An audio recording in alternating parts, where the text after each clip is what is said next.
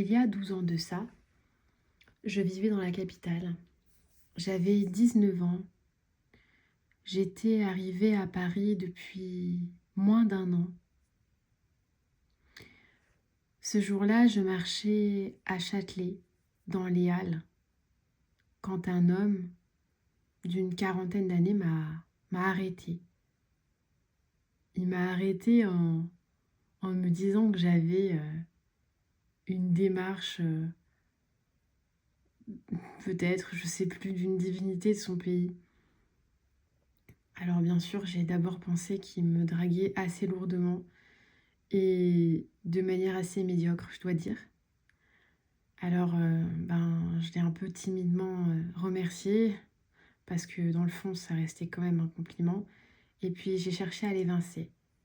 Mais il est resté là.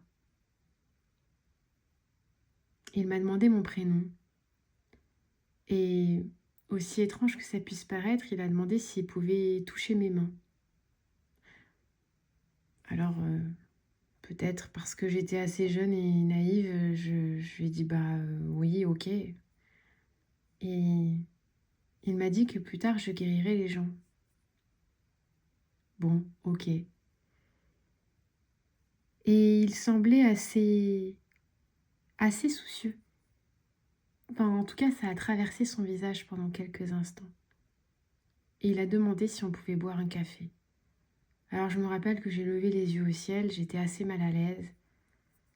Et j'étais vraiment persuadée qu'il me draguait. Il a fallu de peut-être quelques phrases. C'était loin d'être un baratineur. Il m'a montré son fond d'écran. Et il m'a dit, voilà, c'est ma femme.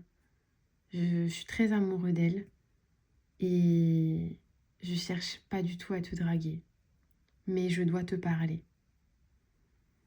Je sais pas pourquoi, mais j'ai eu confiance. Cette explication m'a été suffisante. Alors on est sorti. On est allé en terrasse, il faisait un soleil magnifique. Et on s'est assis. Pourtant il faisait froid, mais le soleil nous réchauffait. On s'est assis en terrasse avec un chauffage au-dessus de nos têtes. Il m'a un petit peu parlé, il s'est intéressé à ce que je faisais. Et puis, à un moment donné, il a pris ma main dans la sienne. Et là aussi étrange que ça puisse paraître, j'étais pas mal à l'aise. Et c'était pas un convenu. C'était vraiment une tendresse à laquelle j'ai consenti. Elle était peut-être fraternelle ou peut-être même paternelle. Je l'ai vraiment laissé faire et j'étais pas mal à l'aise. Rien dans mon corps n'exprimait une gêne. Alors que si ça se passait là, ici et maintenant, je crois que je serais tellement gênée que je reprendrais ma main. Et il a commencé à me réciter les 7 jours de la création. Alors il a commencé. Au premier jour, Dieu créa, ta ta ta. Et à la fin, il me disait, je t'aime, tu dois vivre. Et il continuait. Au deuxième jour, ta ta ta, je t'aime, tu dois vivre. Et il a continué jusqu'à la fin. Et à chaque fois, il me disait, je t'aime, tu dois vivre. C'est étrange parce que même si je ne comprenais pas ce qu'il me disait et pourquoi il me le disait, je ne cherchais pas à comprendre. Je n'ai posé aucune question. Je crois que je l'ai entendu. À la fin, il m'a raccompagnée à mon métro. Il m'a serré dans les bras et il me l'a dit une dernière fois. Je t'aime, tu dois vivre. Je n'ai jamais revu cet homme. Je ne lui ai jamais reparlé et j'ai oublié son prénom. En revanche, lui, je ne l'ai jamais oublié. Il ne se passe pas un seul jour sans que je pense à cet inconnu. J'en ai parlé à personne. Je n'ai raconté ça à personne. Et aussi loin que je me souvienne, il y a 12 ans, je n'ai même pas essayé de comprendre. Je suis rentrée chez moi, peut-être un peu étrange, et je n'y ai plus pensé. À ce moment-là, en tout cas, je l'ai mis dans un coin de ma tête. Il s'est écoulé une semaine. Et au bout d'une semaine, j'ai commencé à sentir une fatigue indescriptible. Je ne peux pas vous raconter cette fatigue. Elle était abyssale. Progressivement, j'ai commencé à ne plus supporter la lumière. D'abord la lumière du soleil et puis les lumières intérieures. J'ai commencé à me réveiller la nuit avec les yeux atrocement secs. Ça faisait tellement mal, tellement qu'ils étaient secs. J'ai commencé à porter des lunettes de soleil en extérieur et puis j'ai fini par en mettre à l'intérieur. Alors, ma course des hôpitaux a commencé. Je me suis d'abord rendue à l'hôpital Saint-Louis dans le 19e. Et là, j'ai découvert ce que c'était qu'une route pavée de cœurs. Au début, j'en ai parlé un petit peu autour de moi et on me prenait vraiment pour une farfelue. On me disait que je voyais des signes où il n'y en avait pas. Mais quand j'ai vu qu'on ne me croyait pas, j'ai commencé à photographier, récolter les preuves. Et c'est vrai, une myriade de cœurs sur mon chemin. Des feuilles parfaitement découpées en forme de cœur. À chaque fois, mes yeux se posaient sur un cœur.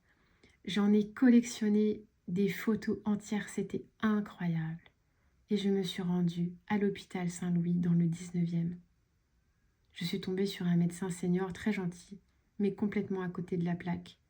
Il était persuadé, malgré tous les signes pourtant très alarmants que j'avais, eh bien il était persuadé que j'avais une grosse sinusite due à la pollution. Il est passé outre ma nuque d'une raideur à n'en plus finir et mon incapacité à lever les jambes en étant allongée. Je crois qu'il ne faut pas avoir fait médecine, n'est-ce pas? Ben, il est passé à côté et je suis repartie avec des antibiotiques. J'ai consulté un médecin généraliste pour une énorme plaque que j'avais à côté de la bouche. Cette femme a été non seulement désagréable, mais je pense qu'en plus de ça, elle avait eu son diplôme de médecine dans un composteur. Déjà, elle s'est permis de me dire que j'étais beaucoup trop stressée. Oui, c'est vrai, à l'époque, c'était pas la folie, déjà. Mais elle a sous-entendu que cette plaque autour de ma bouche, eh ben, c'était un champignon. Et elle m'a même réprimandé. Oui, vilaine fille et mauvaise fille, où as-tu fait traîner ta bouche? Alors je suis repartie avec une crème pour les champignons et les mycoses. Je me suis tartiné ça pendant une semaine. Ça me brûlait tellement. Évidemment, ce n'était pas ça. Alors, je suis retournée à l'hôpital Saint-Louis quand ma vision a vraiment été problématique. Je ne supportais plus du tout la lumière, c'était abominable. Je ne pouvais plus aller à mon école de cinéma parce que les lumières des projecteurs me faisaient beaucoup trop mal. Alors je suis arrivée à l'hôpital Saint-Louis un soir et quand ils ont vu l'état de mes yeux qui étaient à ce point rouge, ils ont convenu que là il y avait vraiment un problème. Alors on m'a appelé un taxi et je suis allée à l'Hôtel Dieu. Il était très tard. Je suis allée aux urgences ophtalmologiques. Et ils ont décelé une uveitis avec des œdèmes dans le macula de l'œil. On m'a donné rendez-vous le lendemain matin à l'hôpital Cochin parce que j'avais d'autres examens à faire. Je suis repartie de l'Hôtel Dieu, il devait être 2h ou 2h30, toute seule, sur le parvis rempli de gens avinés. Personne ne s'est soucié du fait qu'une jeune femme de 19 ans rentre toute seule, alors même qu'elle avait du collier dilatant qui l'empêchait de simplement déverrouiller son téléphone. Je voyais pas à moins de 15 mètres, je n'y voyais rien. J'ai tâtonné, j'ai cherché, il n'y avait plus personne. Je n'ai trouvé aucun agent de sécurité, personne dans les couloirs. Je cherchais quelqu'un pour m'aider à déverrouiller mon téléphone. Quand j'y pense, j'ai marché toute seule dans la rue, en n'y voyant que dalle. Une lumière au loin m'a interpellée et j'ai reconnu le commissariat. Alors je suis rentrée à tâtons. Ils ont dû se demander qu'est-ce que c'était que cette folle. Parce que franchement, je devais faire une drôle de tête, je ne les voyais pas. le collier dilatant qu'on avait mis pour vérifier le macula de l'œil me rendait complètement aveugle. Je ne les voyais pas, ils étaient tout flous. Alors je suis rentrée et j'ai dit que je n'arrivais pas à déverrouiller mon téléphone parce que je sortais de l'hôpital et ils m'ont appelé un taxi. Le lendemain, je me suis rendue à l'hôpital Cochin. J'ai fait d'autres examens. Ils ont confirmé l'œdème dans les maculas de l'œil, les uvéites. Mais personne ne s'est soucié du pourquoi du comment. On m'a prescrit un IRM à faire et puis un test pour la tuberculose. Oui, parce que ça peut être un des effets. Alors je me suis mise en tête de trouver un nouveau médecin généraliste, car le test pour la tuberculose se fait chez un médecin généraliste, en tout cas à l'époque. Parce qu'il était hors de question que je retourne chez l'autre folle qui me donnait de la crème pour les champignons. J'ai rencontré ce docteur complètement hypocondriaque. Hypocondriaque, mais plutôt avisé. Il s'est mis les mains sur la tête. Il a refusé de me laisser partir. Il a dit que j'étais une miraculée et que je pouvais tomber sur le trottoir à chaque instant. Il n'a même pas voulu que j'aille chercher des affaires au coin de la rue. J'habitais au coin de la rue, il a refusé. Il a appelé mes parents et il a appelé une ambulance. Et je suis rentrée en soins intensifs à la Salpêtrière. Aussi loin que je me souvienne, je n'ai jamais eu peur. Je me suis laissée balloter d'hôpitaux en hôpitaux. Et même complètement aveugle dans la rue, je n'ai eu peur de rien. J'ai suivi une trajectoire où, même si à cet instant je ne voyais plus les cœurs, je les ressentais. Partout, sur tous les chemins d'hôpitaux, des cœurs, je trouvais des cœurs par terre, une simple gommette d'enfant, mais j'en trouvais partout, partout, partout. Quand je suis rentrée en soins intensifs, j'ai bien réalisé que c'était sérieux. On ne rentre pas en soins intensifs comme ça. Neurovasculaire, enfin vous voyez, pour les AVC, tout ça. Je me souviens très bien. C'était des box non séparées, il n'y avait que des rideaux.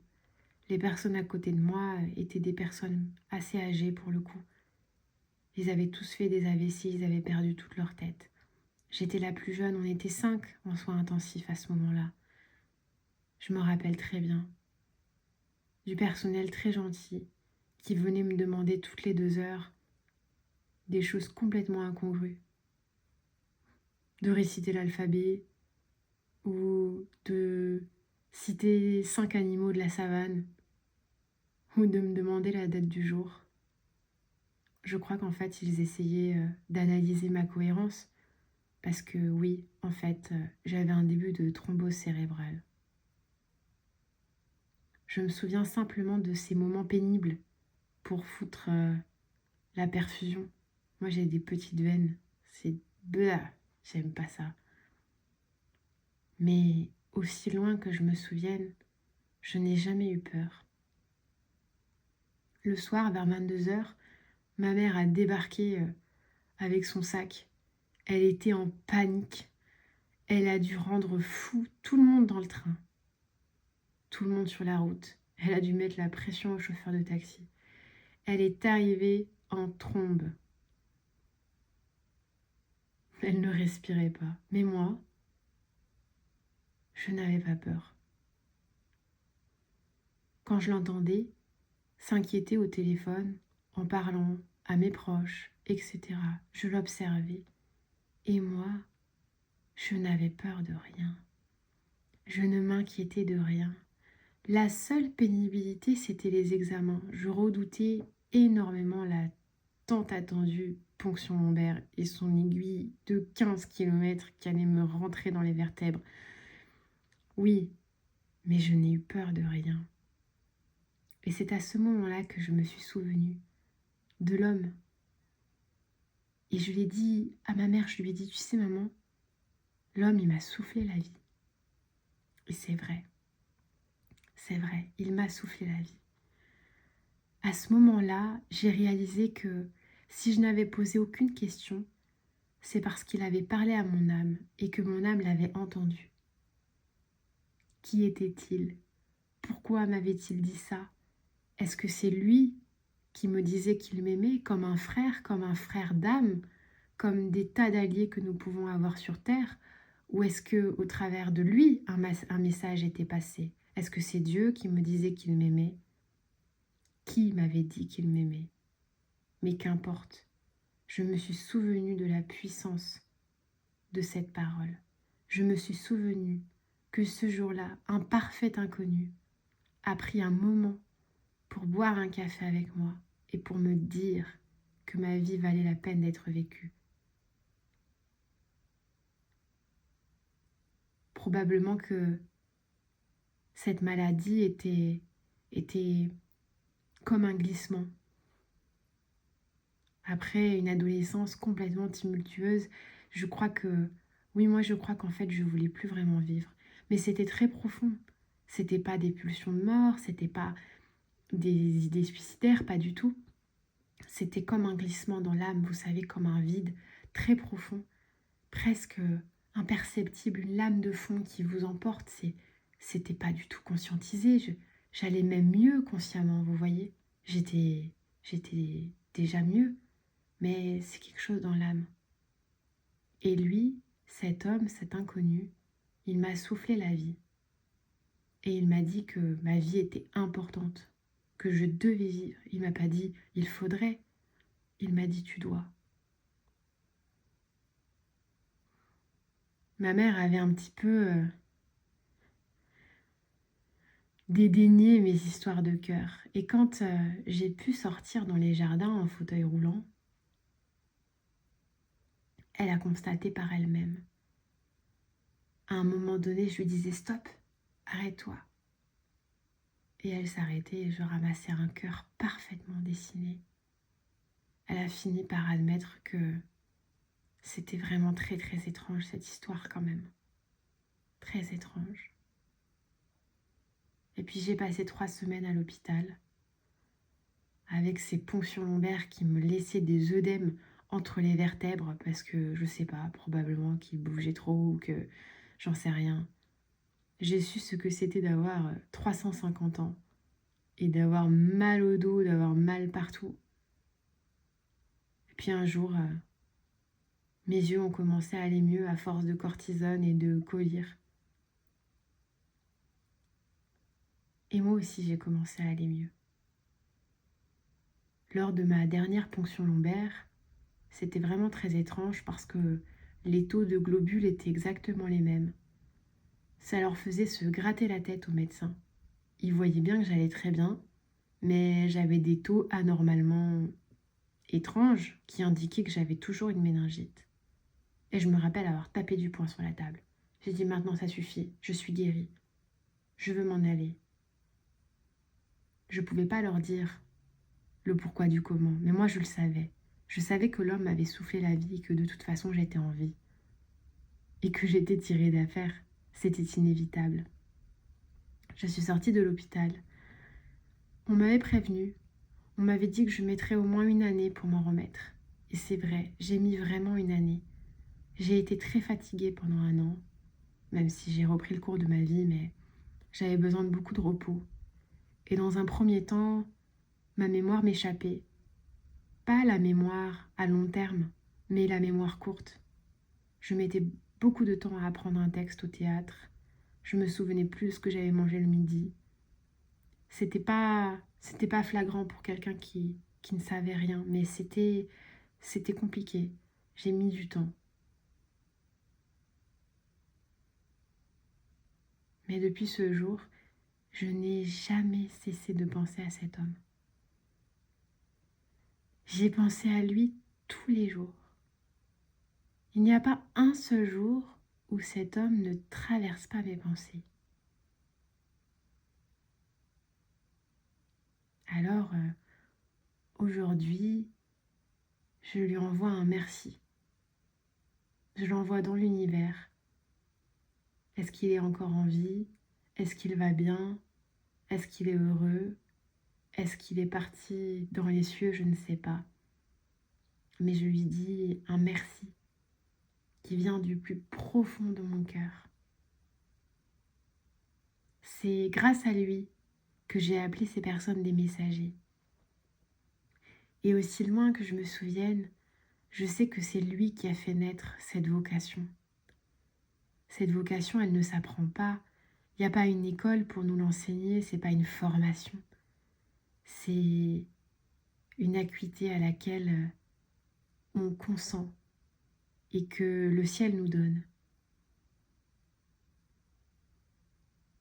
Oui, une acuité, celle de pouvoir entendre. Entendre et transmettre. Même si j'ai mis énormément de temps pour le réaliser, qu'il m'a fallu une maturation de plus de 10 ans pour le réaliser, j'ai compris vraiment ce qu'il avait fait naître en moi. Pour moi, cet homme, il n'avait pas fait du bien, il avait fait le bien. C'est ça qui différait. Quand on cherche à faire du bien, très souvent, ça part de nos espaces très humains.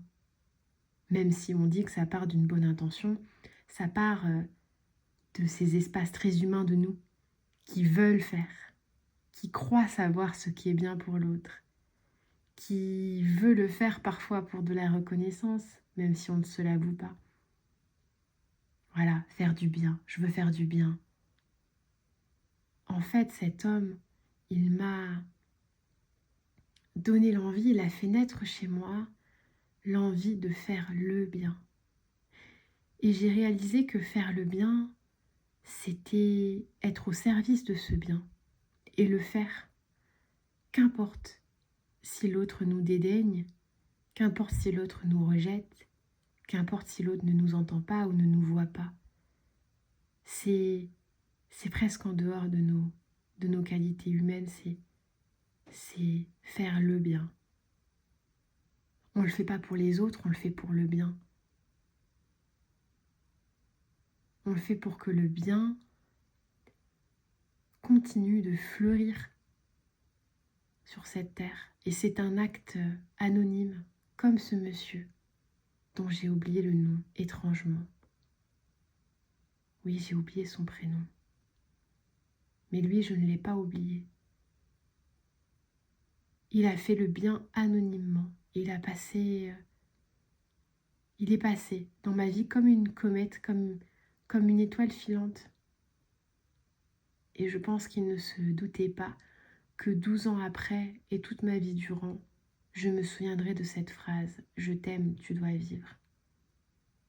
Il a fait naître chez moi une vocation qui ne peut venir que des étoiles.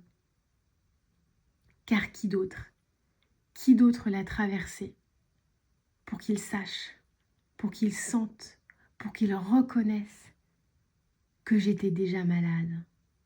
Mon corps ne l'avait juste pas encore reçu. Qui d'autre, à part les cieux? Qui d'autre peut tenir en joue un être humain par une flèche de sagesse, d'amour et de lumière? Qui d'autre que les cieux? Oui, c'est cela, faire le bien. Faire du bien, ça appartient aux hommes. Il a fait naître chez moi une vocation de messager, de messagère. Oh, ça demande une immense maturité. Déjà, ça demande une acuité particulière.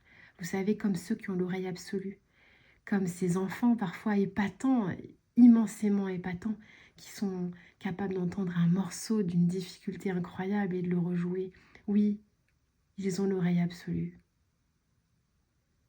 Et cet homme a fait naître chez moi cette aspiration à l'oreille absolue, cette acuité du ciel, d'entendre des choses imperceptibles, d'être suffisamment présent pour celui ou celle que l'on regarde et pour répondre au bien s'il nous parle, pour répondre au bien s'il a besoin de parler au travers de nous.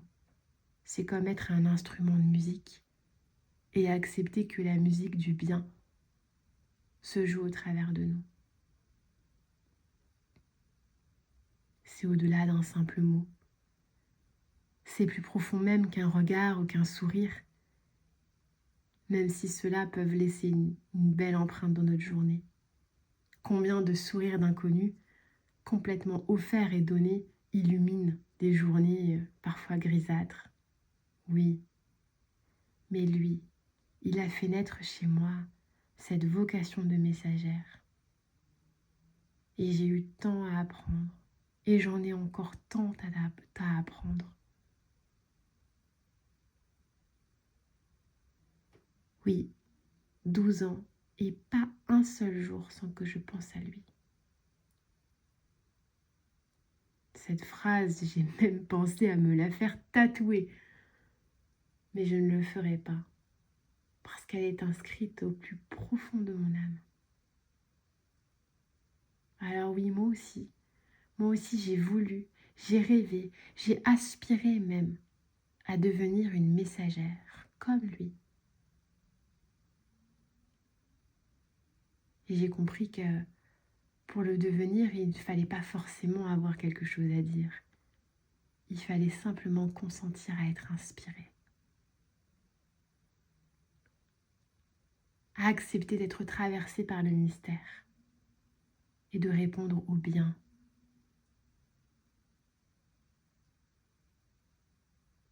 On a vite fait de déplorer l'état du monde, mais j'aime à penser que notre monde tient par un rouage de mains, de regards, de temps offert,